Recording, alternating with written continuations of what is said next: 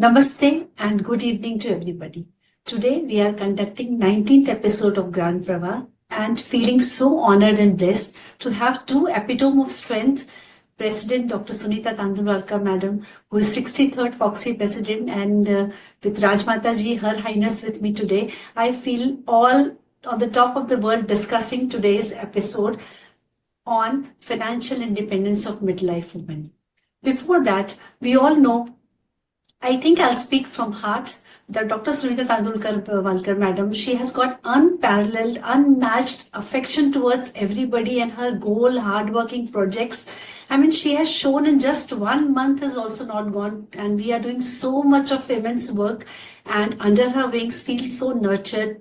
As you all know, she is a good laparoscopic surgeon, IVF, stem cell therapy, and empowering so many people like chairpersons like us. This is in the first time in the history of Gyan Pravah is there where chairpersons are given the platform to discuss with the celebrities, as you can see, Her Highness Madam over here with us. Madam has always been a strength and always been a guide to everything, whatever we plan and do. A constant force and inspiration, I would say. She's working as a doctor, she's working as a mother, she's working as a patient care provider, and also as a FOGSI president. And in virtue of everything, you see her smiling. In spite of her busy schedule, she takes out time to be with us in everything. Thank you, ma'am, for bringing the smile to our faces every night with you at Gyan Pravah. And this is a real honor to introduce our second guest today. Dr. Rajmata ji is here with us. Rajmata ji, Her Highness Shubhangi Raje Gaikwad Baroda, was born in February 24th. So advance happy birthday to you, ma'am, also from madam and myself. And she belongs to a noble Maratha family of Gwalior. After completing her preliminary education in Nainital, she went to study honors in history, English literature and economics in the Lucknow University. She married Srimad Maharaja Ranjit Singh Gaikwad ji of Baroda, and they are blessed with 3 children. And throughout her life, Rajmata Sahib has been active in preserving and restoring several aspects of Baroda's history and culture. She has worked very actively in dyeing, weaving traditions of royal textiles, particularly chanderis, and received much acclaim and applause, including Lifetime Achievements Awards for the same. She has privilege of working with teachers and students and strongly advocates universal free primary education for basic literacy to all adults as well as children, with special emphasis to the girl child. I think Sunita ma'am will be smiling on this because she has put so much of hard work to promote the girls in our country with Do Tike Zindagi Ke. Maharani Sahib has also been actively engaged with several social service organizations, especially connected with women welfare and their social and economical empowerment, and held very important positions in as President of Mahila Sehkari Bank, Co-Chairperson of Family Planning and Social Welfare Committee of Federation of Indian Chamber of Commerce and Industry, New Delhi, Trustee of Sir Sayaji Rao Diamond Jubilee Memorial Trust, President and Trustee of Maharani Shanta Devi Hospital, which was also a winner of National Award for Child Friendly Hospital, Madam, in 1979 to 2013. She was also President of Maharani Chimanbai Sri Udyogalaya and President of Maharaja Fateh Singh Museum Trust, President of Swar Vilas, which is the oldest organization in Gujarat for promotion of Hindustani classical music. So we have got one more dimension to add over here. Rajmata Sahib is also actively interested in sustainable development, of which environmental protection and improvement is an integral necessity. And is the President of Society of Clean Environment Society also, ma'am, so clean, and member of Worldwide Fund for Nature India. Rajmata Sahib ji is a Chancellor of esteemed Maharaja Sayaji Rao University of Baroda at present, and she is appointed as member of First Court of Gati Shakti Vishwavidyalaya by Ministry of Railway, Government of India. She is an avid traveler also around the world and keeps herself abreast with current socio-political events as well. She resides in our own Lakshmi Vilas Palace, and she is very keen to help us whenever we require. Thank you for joining us, Madam, today. And before we start, I think I'll take blessings of our President, Dr. Sunita Ma'am, who has been a guide and a strong force to give us this platform to showcase our abilities and maybe instilling a little more confidence in ourselves to take us a further step. Over to you, Sunita Ma'am, for the words of wisdom. Thank you. First of all, thank you, Archana, for your so gracious introduction. First, I want to say this Gyan Pravah series of FOGSI is absolutely the different idea we roped in, and all my 30 committee chairperson had made it so successful that no one can say to me that what is this Gyan Pravah. Every day at 8 p.m. you will have different chairperson, but in 30 days, 30 chairperson on the same date of every month, you will find it. What is the beauty of this Gyan Pravah is every chairperson comes out either with the academic or non-academic personality. They have a 45 minutes dialogue. The non-academic means non-gynae, they can have like Raja Mata, Gaikwad ma'am. It's so honor. You know what? India is rich in the culture of Raja and Maharaja. But Your Highness, Raj Mataji, everyone know you. You may not know everyone. And why we all know you in spite of so many highnesses in the country who had been there, why we have a deep respect for you is the amount of work, social work you do. You try to take out 48 hours from 24 hours. And that's where one life worth living is not enjoying in a palace. You are showing it. She told me you are avid traveler. So you travel and you try to see the world and you try to see what change you can bring to our society, our India. And that's what yesterday night when I was talking with few guests, Sunita, where you would like to have your next birth? I said, I don't want next birth, but I know I'm far away from Mukti. I have not reached to that stage. But if given a chance, I want to be in India because India is rich with the culture.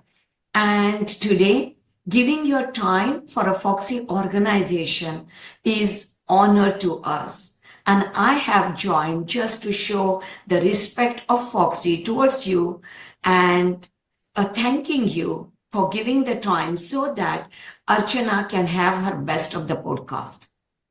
In non-gynecology, we have the personalities like you. We do have a philosopher. We do have a spiritual guru. We do have politicians, social worker, so many things. And I think my FOGSians, and we are putting it on a social media, so anyone can join, wish, see that.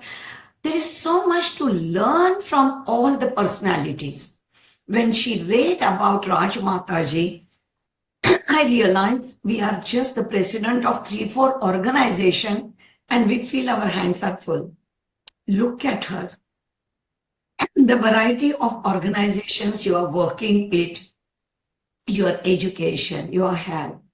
We are thankful that India has Raj Mataji, Shubhangi Raje Gaikwad with us. The whole India feels proud to have you, ma'am. And thank you once again to come on a FOGSI platform. And Archana, I wish you all the best. And I also thank you for getting this personality on FOGSI platform. Thank you. Thank you, ma'am. It's an honor to me. Parani Sahib, madam's mission is Ek Rashtra, Ek Mission, Swasth Nari, Samruddha Vatan. So I think madam is proving it every day and you are a live example to this. So today with the blessings. To you, Raj Mataji, to get first blessings before Archana start your dialogues. So namaskar to all who are, both of you especially, and also to all our viewers. I'm extremely happy and extremely feel honored that this organization of Federation of Obstetrics and Gynecologists Society of India has even thought of me and invited me, because it's such a sort of a subject which of course affects all women's health, but also knowing that I am just a lay person, but still that I can in some way even be in a conversation with you is, I think, extremely honorable for me. So thank you, Dr. Sunita, and thank you, my own colleague from Baroda, Dr. Archana Dwivedi, who came and invited me for that. First, I thought, am I good enough for this? Then I said, never mind. I can give a layman's view because, of course, naturally medics know what they are doing. But sometimes it's nice to get the view of from the lay person and people who are sometimes your patients or those on the other side of the table, you know. And having been in this field for some time, I thought maybe I can help in that way. So thank you for thinking of me, and thank you for inviting me. I'm extremely honored. Thank you, Archana. Now I'll leave and you continue your dialogue, and I'll see from other view. Thank you. Thank you so much, ma'am. Thank you. So, Rajmata ji, thank you for joining. It's an honor to us. And as you know that we have as a medical fraternity, and we always say that Sarve Sukhina Santu, Sarve Santu Niramaya, Sarve Bhadrani Pashyantu, Ma Kashchit Dukh Bhag Bhavit. That is what comes from the Nari within what she's working in every aspect of her life. Maybe a housewife, maybe a young girl, maybe a daughter-in-law, maybe a daughter, or maybe a student as a female. There are so many roles which we are playing every day. So when I talk about midlife management committee, so just a little question, what is midlife and menopause through your eyes? Well, I think if I give it a thought, it's sort of a moment in your life when suddenly you find that the woman finds changes in herself. She finds that her position changes, whether it's in society or family. And at that time, when you're setting into menopause or something, it's your physiological and psychological situation that you land yourself in. That is important, and that causes a lot. Sometimes can be pleasant, sometimes it can be quite unpleasant, and those are the times when one has to, I think, be very sensitive and take care. So I feel that is the way. Suddenly you feel you're not as beautiful as you were supposed to be. Suddenly women feel that, you know, you're getting out of the youth and you're going into a different criteria of life. So all this definitely has and plus you have so many social pressures on you from family and society. That's a stage in your life. So all this is a very complicated situation. It's very difficult to express it also in a word, but I think it's a situation where every woman has to face it sometime or the other. Yeah, truly said, ma'am. That you have taken this subject, actually. I appreciate that. Yes, ma'am. So actually what happens when 1 year, that is 12 months, you're not bleeding, we term it as menopause. But actually these changes start quite later, before even you set up into a state of not bleeding. So that is what, as madam has already said, there are a variety of changes from head to toe which is happening. The daily course which patient is able to, we are able to do, suddenly there's a lack of coordination. We want to do so much mentally, but maybe the physical approach becomes a little bit difficult to cope up with what you're thinking mentally and what you actually physically are doing. And definitely youth is something which is elixir nobody wants to lose actually, but this is a change which is coming gracefully to everybody. Once in a lifetime it's going to come only. But as maybe a mother of my 3 kids and you also, so do you think we have a synonym, a strong woman? So how do you see what is a strong woman in your opinion, and how to achieve that strong woman target, if I would like to ask you? See, I'll tell you, strong women, I don't know, my expression of a strong woman is not always strong in the sense that you show your boldness or you are talking more forcefully or something like that. Strength is actually an inner strength. And inner strength is there in most of the women.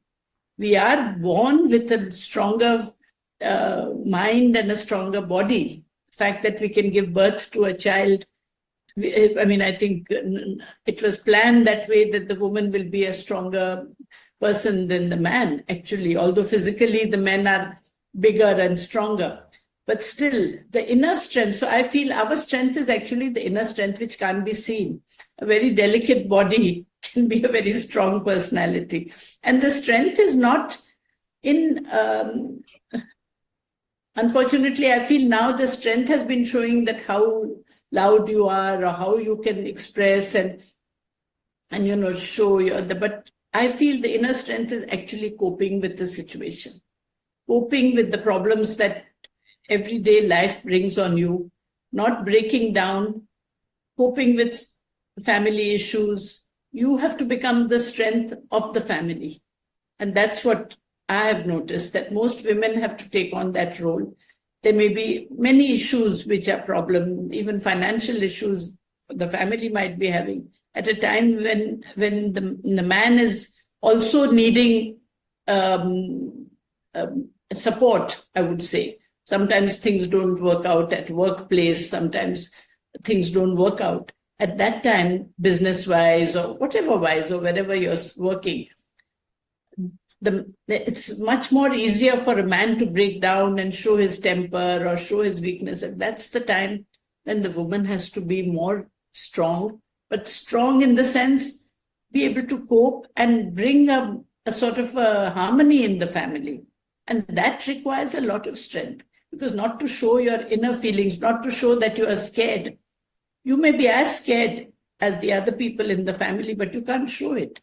You have to show that you are strong. You have to show that things will be okay, that things will move on. And this, I feel, is the real inner strength of a woman. How you cope when calamities come. You don't break down and just become like a helpless person, but you becomes the strength of the people around you, whether it's a calamity of a disaster or maybe a calamity in the family itself, maybe a financial calamity, maybe somebody you have lost a near and dear one. But at that time, to show strength and not to break down, that is the real strength of a woman.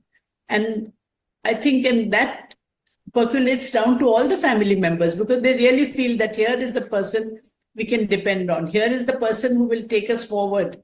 And the rest of the society and family look towards the woman to take them over the situation, whatever may be facing. So for me, the strength of a woman comes like that. So thank you, ma'am. I think you have pointed out. I hope I was able to answer your question. Yeah, yes, ma'am. So mental health is very important, I think, at this point of time, where you have to preserve your mental health. You have to voice your problems in front of your family. Tell them that there are certain things which you were able to do in previous days. A little bit of lag is there, but we are all together. And as you rightly said, their strength comes from within, and we are born to be a multitaskers. And solution finding is that what you meant to say is very, very important to cope up with midlife crisis, which we all will face some or the other day. So one thing you said very rightly, madam, that the financial conditions, sometimes we just can't be a bypass person, that somebody, the male person is going to earn and we'll be just being involved in the household. The days are gone when only rath ke do pahiye saath mein chalne hi hote hain abhi. So do you feel that women empowerment of financial independence is very, very important in today's era? And how should we justify that financial independence is a real important thing in today's scenario? Definitely during the stage when a woman is going into menopause or going into a midlife age, financial independence plays a major role. And actually it's the education which gives you also. So I feel education is as important, because that gives you a confidence to be able to do something that can make you financially independent. If not independent, at least a very major decision maker in the family. That is how it should be. And that is, in the past, we have seen the women, those who even didn't leave their home, but they were actually the decision makers in the family. And so I feel that in this sort of a thing, education plays a major role. And that will lead to financial independence also. Some sort of an education will give confidence to the woman. And it's the confidence which gives you a psychological backing and strength, which takes you forward, because you need to have so much multitasking is, of course, necessary. And at that time, there are pressures on you. And of course, financial institutions. So in that way, we have been particularly trying I can say that, I don't know whether I should say it in this, but Baroda has, and our family in Baroda has really set an example, not from today, but from like over generations, I can say. And I was fortunate enough to be a part of this family, which has been so socially conscious, especially for women, right from earlier times when there was no education. The Maharaja Sayajirao insisted that every child should receive primary education in all of Baroda state, including the girl child. And the parents who did not want to send their children to school, they were fined. And this is, I'm talking of even small villages. So they had schools were created. And it was surprising that before early 19th century, they achieved 100% literacy for every child in Baroda state, which expanded right from Dwarka in the west, Amreli and all that area, to Mehsana district in the north. And in the south, you had Navsari and that city. So something which was spread out so much. Of course, Baroda was a central part of it. But to achieve this literacy, primary literacy for children, at that age, at that stage, which we are still trying to do in our country, actually. After independence, we are still trying to achieve it in India. But Baroda state had achieved it. So that was the background. And so many efforts were made for the women's education. Maharaja himself, and main thing was that there was a respect given to women.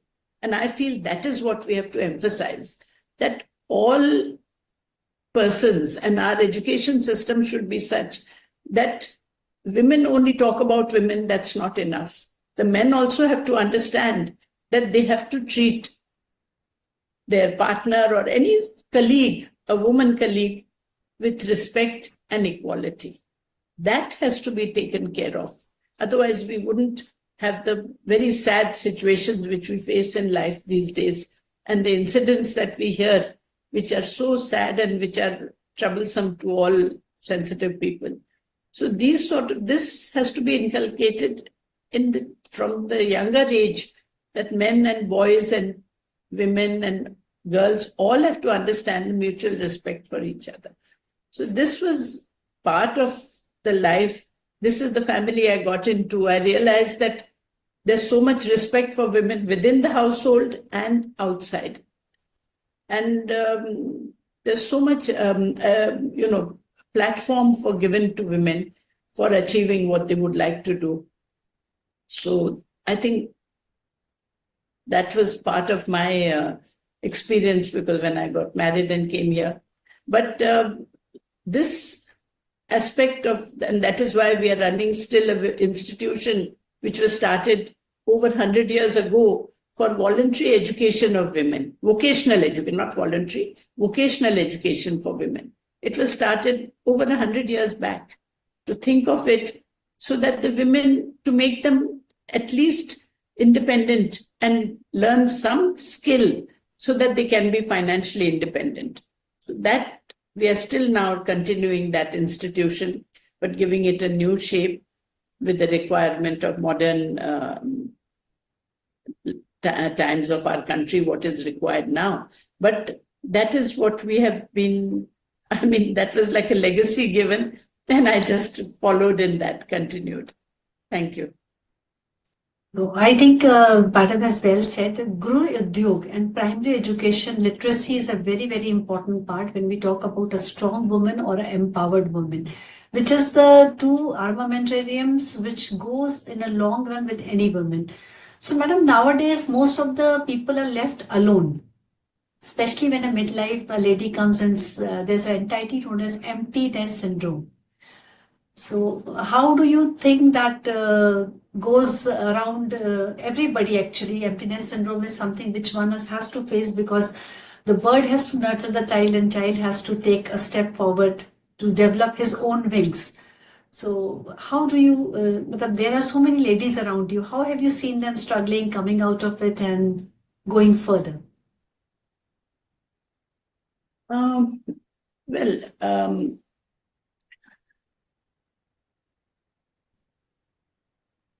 many of the women have to, I don't know, I mean, they've done different things and people, and I feel it's a very individual also situation because people get into this menopause at a different age and stage of their life, and every woman is not the same. But during this time, women are not only dealing with biological changes, they're dealing with so many other problems within the family, within taking care of children, teenagers, children are grown up now. Maybe you have different issues than what you had with younger children. And also you have, in India, we have joint families, so we are taking care of seniors also within the family. So that's such an important aspect. So in all that, one has to, I think, somehow find time for oneself in spite of all that. At least take care of your health, as your president had already said right in the beginning, that women's health is important, because I feel that if you can't take care of yourself, you can't help anybody else.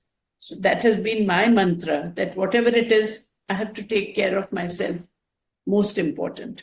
I can't talk to others, I can't advise others, I can't be something unless I have followed it myself.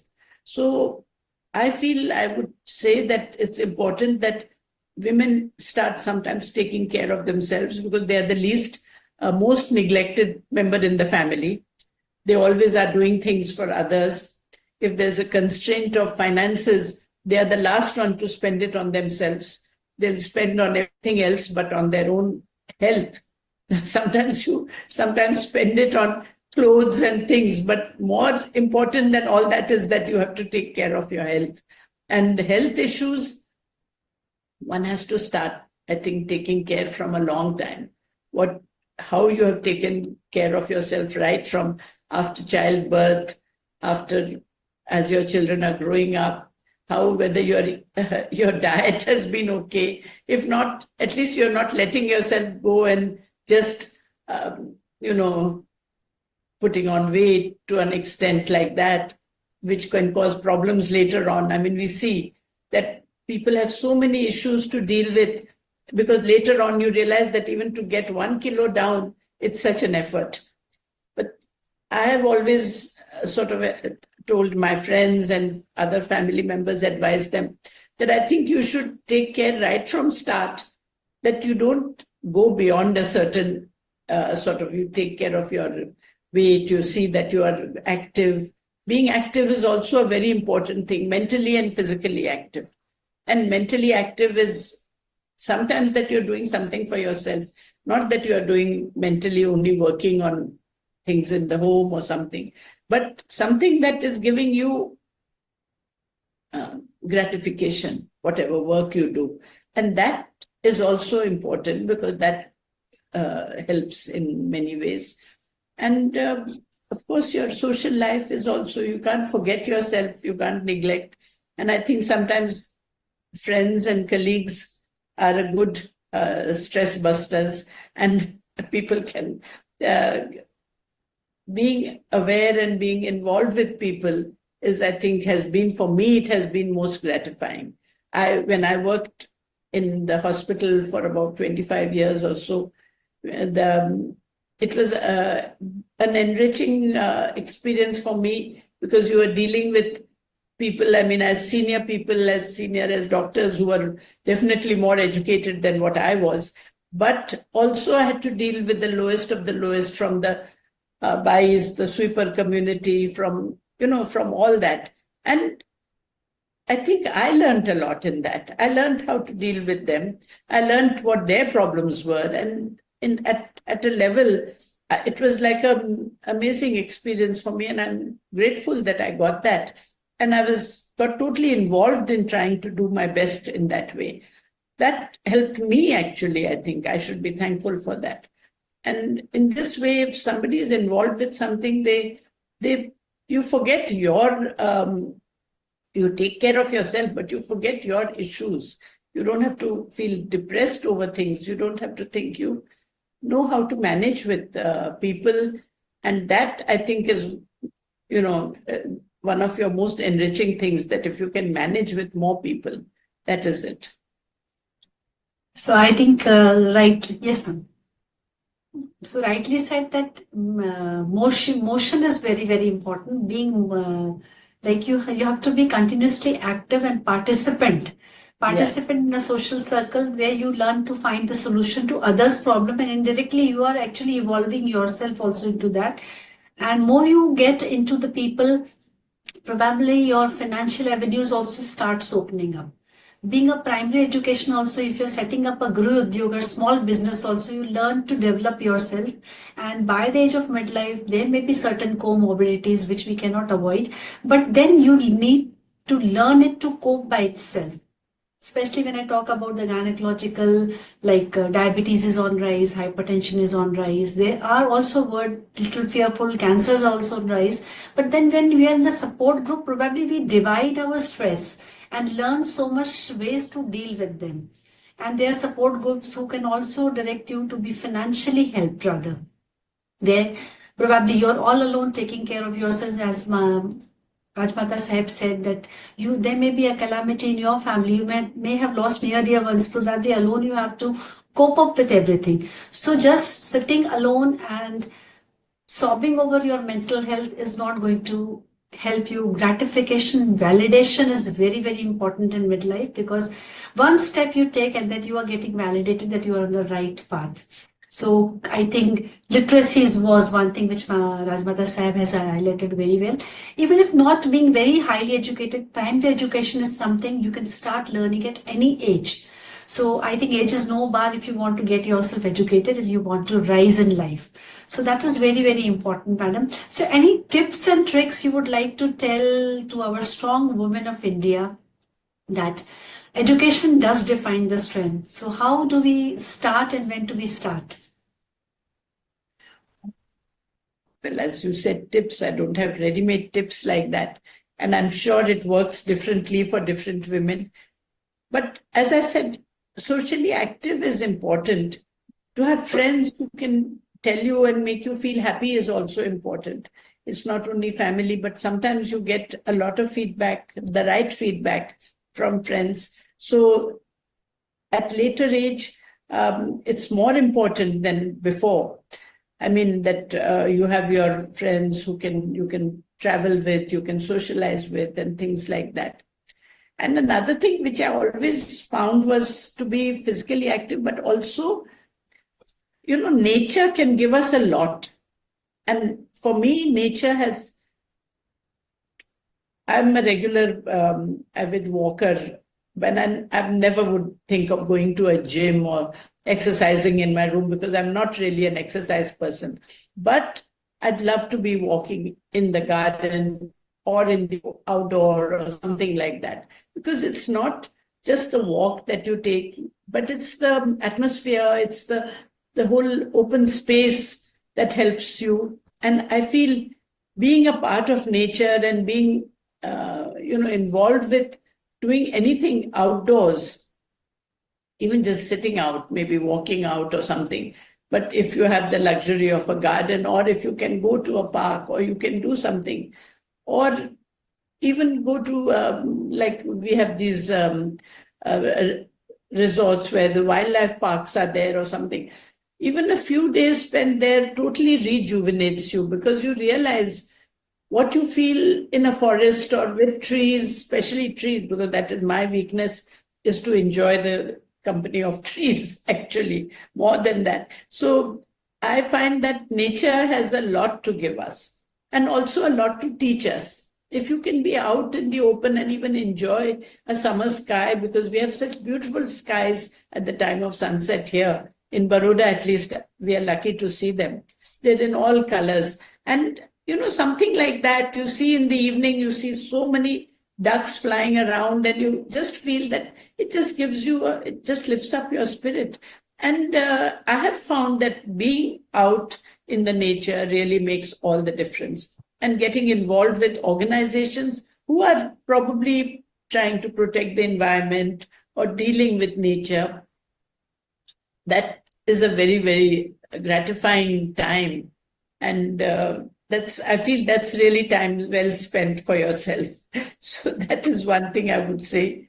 Travel is definitely one, if one can have the time and the facility to do it, that helps a lot, because not only do you meet new people, you see new countries or you see new places. And there's so much to learn in our own country.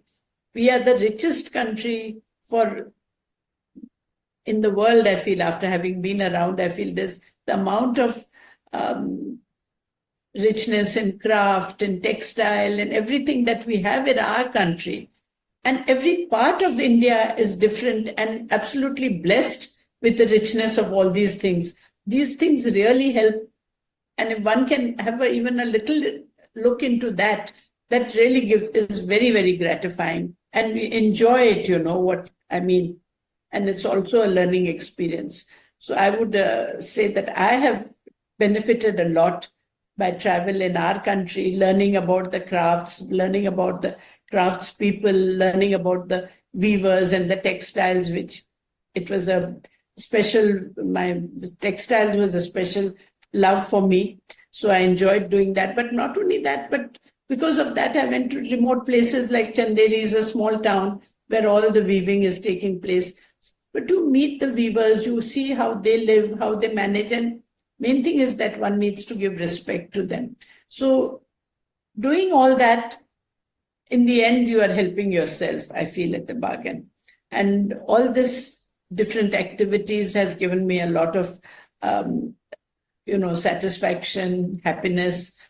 And if one is mentally happy or mentally satisfied, it makes all the difference to all your general ability to work, general, your health issues, which of course medically you need to take care of, as you have said, and as your president also has suggested, that you can't ignore. But all these other activities are what really gives you a lot of pleasure and happiness.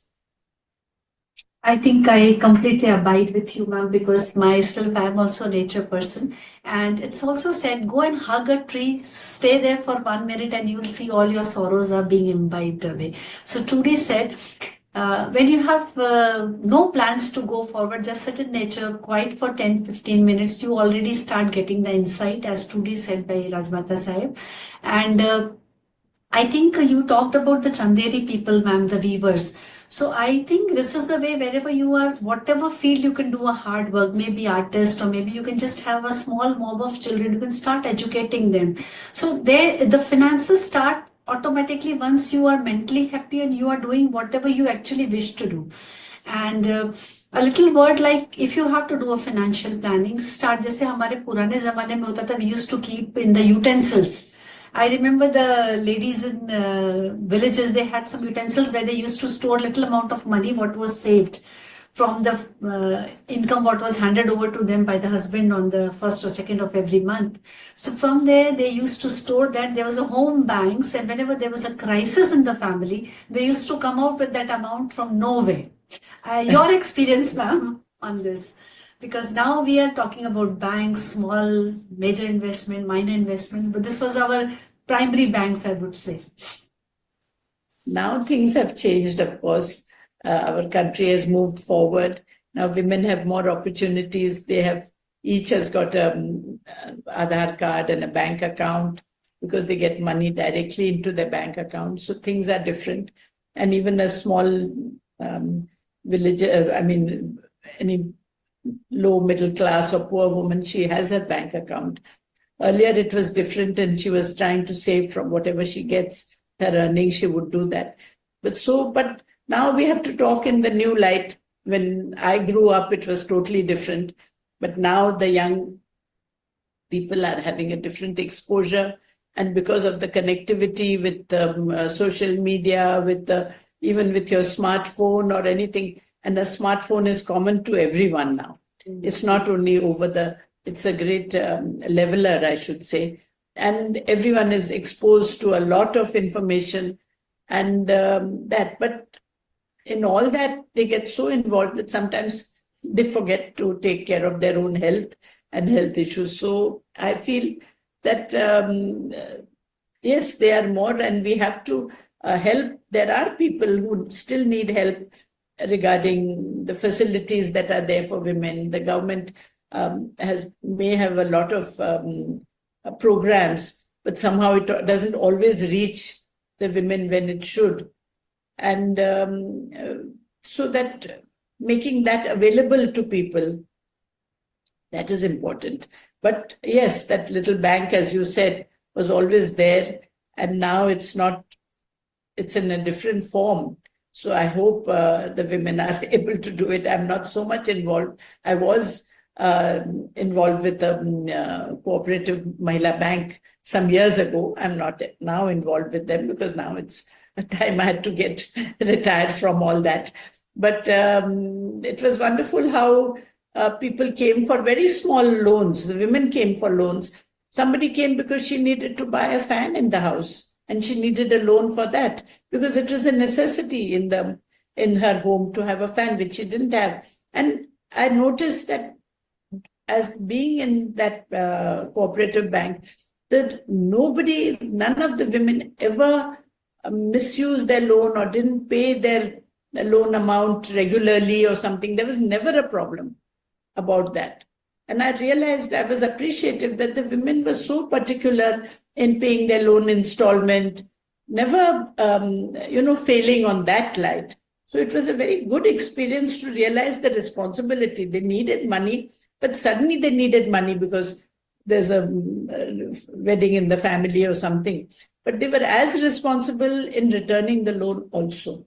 And sometimes it was small loans and sometimes little larger, but by and large, maybe 1% experience might be that people had to be, chased to return the loan. But never had I experienced that the loans were not returned by women. And that was really an eye-opener also, to see that even a very simple woman who wanted sometimes it was just 2,000 rupees she needed a loan, but she came and returned it.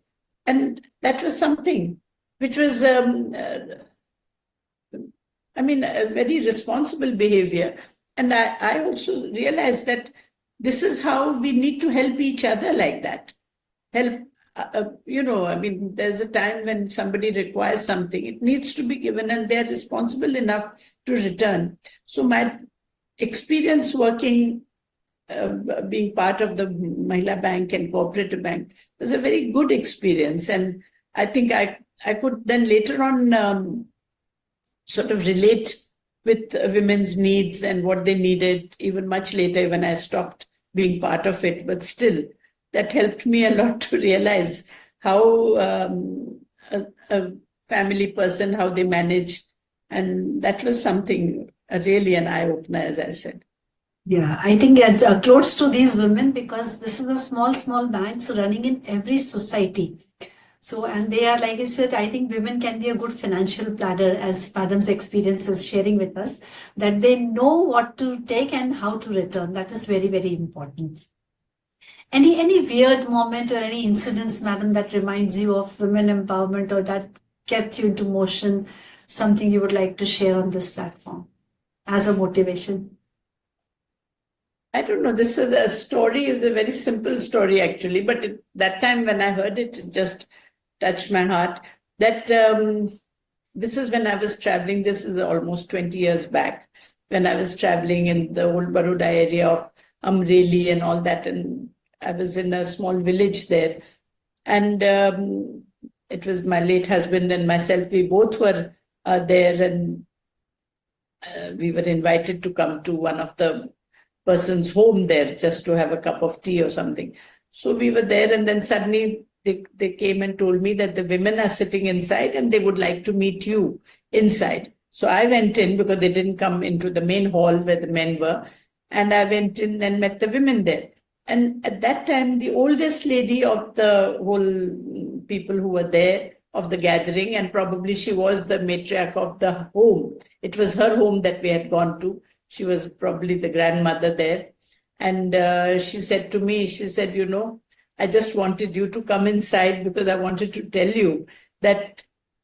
And she was, I was much younger. I'm talking 25, 30 years back, actually. And she was really a senior person at that time. She said, I want to tell you that I'm an educated woman. And she said it with such pride that it was amazing. And very simple woman. She said, I am a part of the old Baroda state, and I'm an educated person because I was part of the Baroda state, and I got she said it in Gujarati, that I have received my education totally because of that. And so I'm an educated person, I can manage. And my daughter-in-law, who has now come from outside meant that out of Baroda state, because she's also a Gujarati girl, but not from Baroda state. She said she's not educated at all. And I'm teaching my grandchildren, I'm teaching them Ganit, Bhasha, everything. I'm teaching them how to write Gujarati. I'm teaching them maths. I'm teaching them everything to my grandchildren. And I'm giving them tuition, and they go to school, but still I'm taking their homework every day because I'm the educated woman in the family. So she said it with such pride and such, it was just amazing to see the eldest member of the family talking to me like that. And it was an eye-opener. I had heard the stories that, yes, children got educated and this was done in the old Baroda's time. I got married much later, so it was just stories that were told to me or what I read as in books and history. But to see somebody and meet somebody myself, and who can explain to me, and who was so proud of her status because of her education. It was so heartening to see her, and she was so proud of herself, and she wanted to express and tell me that this is what I am. So I also said, I'm extremely happy to meet you, and makes me proud that I'm meeting somebody of that period and who's so highly qualified and well-educated person. And this was in the smallest village that we had gone.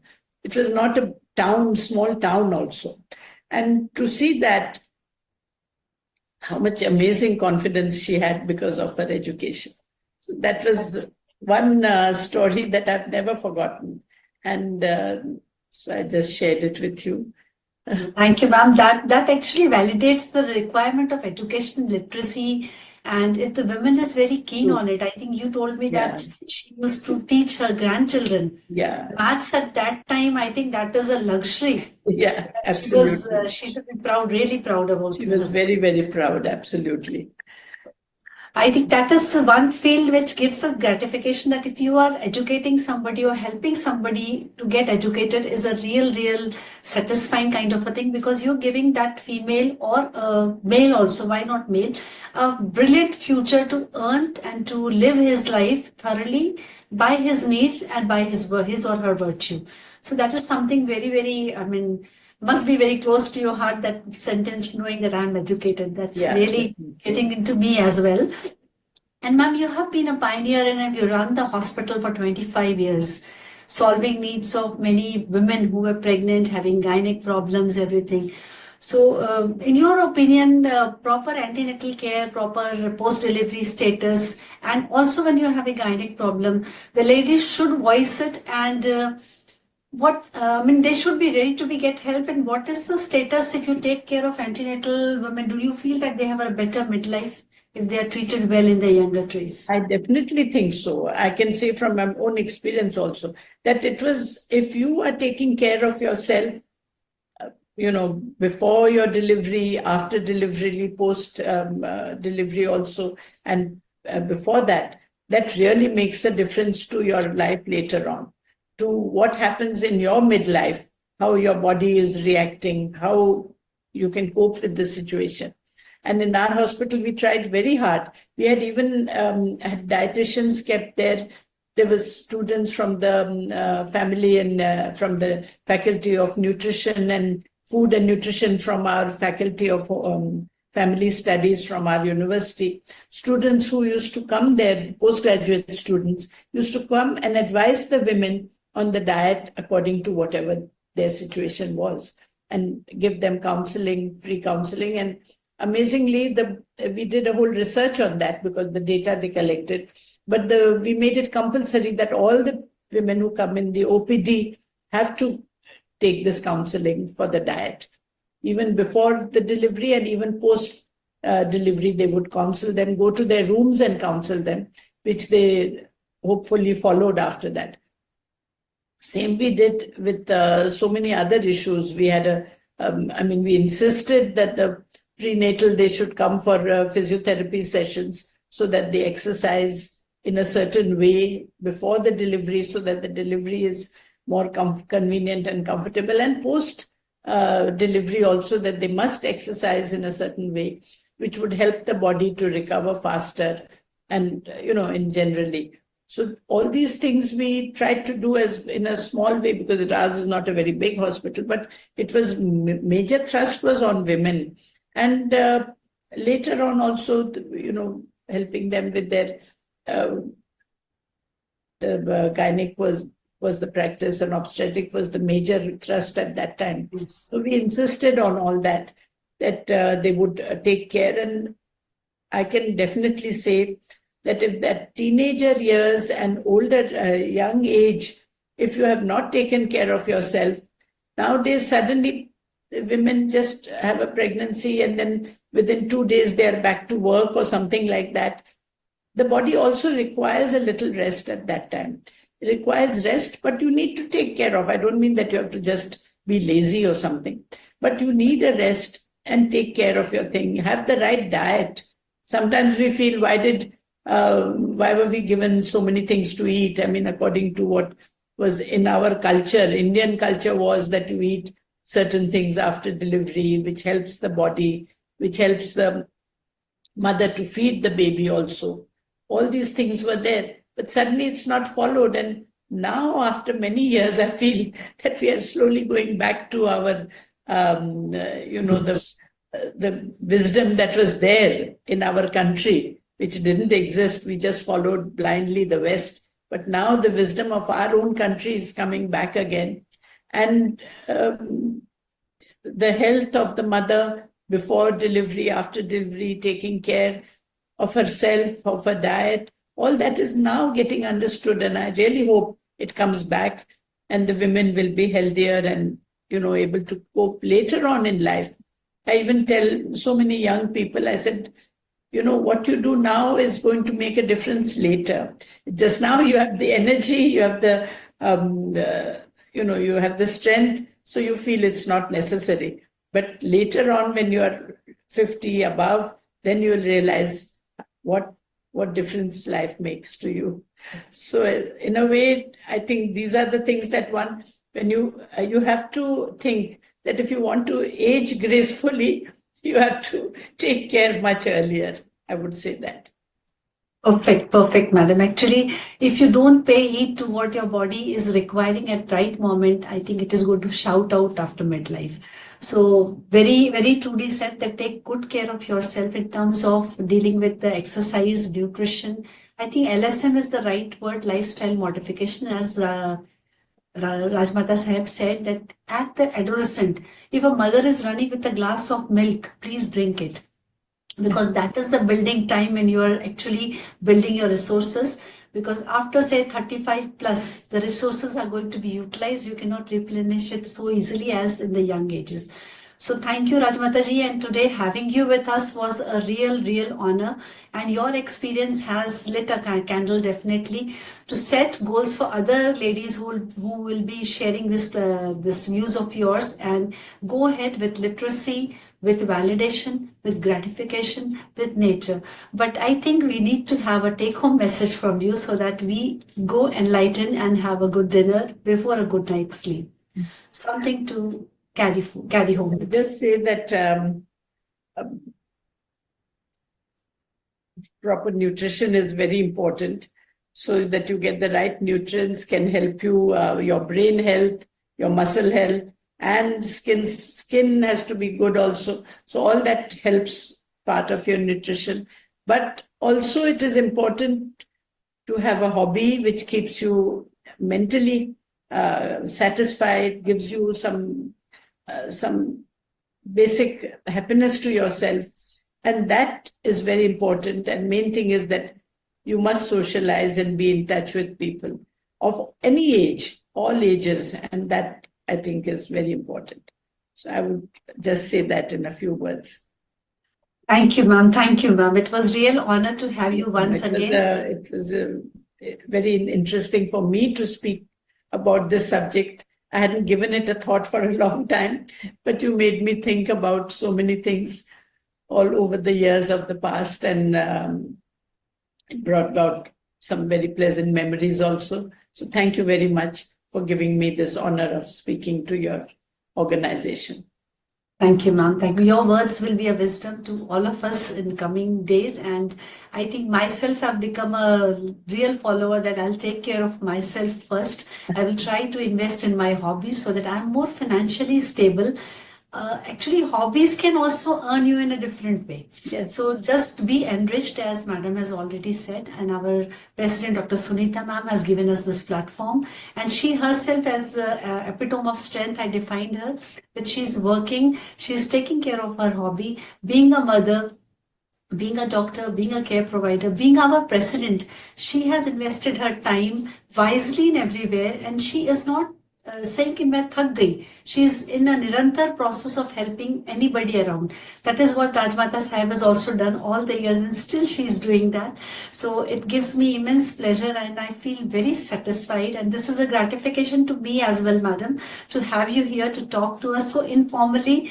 And let me tell you that just one invitation, madam said yes. This is a time which I giving back to the society what she has done all these years and today also. Thank you Rajmata Sahib ji for joining us, and I'm thankful to the team also. All the best to your organization.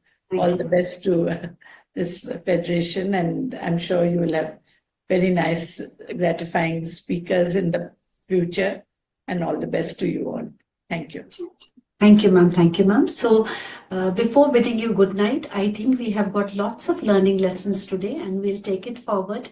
Thank you, Sunita ma'am. Thank you, Fogsi, and our team for giving us this opportunity to share our views, and looking forward to see everybody tomorrow again for the next episode of Gyan Pravah. Thank you so much. Bye. Good night.